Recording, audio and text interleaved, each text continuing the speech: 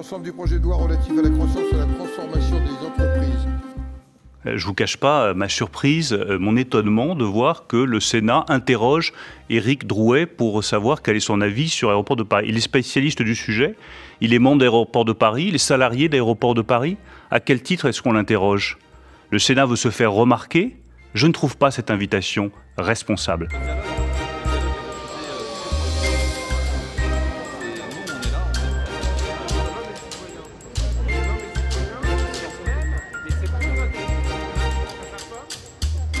Qu'il ait été sollicité et puis qu'on annule, je ne comprends pas, et y compris je n'ai m'excuser, mais alors que ce n'est pas moi qui ai pris cette décision, en disant j'avais envie de vous entendre.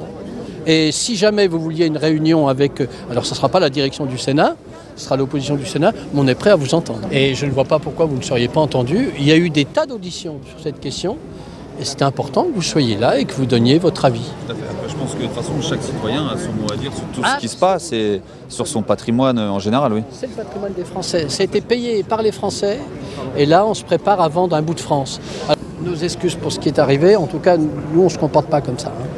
Voilà. Je trouve ça assez gênant. Je pense que le Parlement doit s'intéresser à toutes les expressions citoyennes et s'il en écarte a priori, ça pose question, et ça pose question. D'où ma présence ici.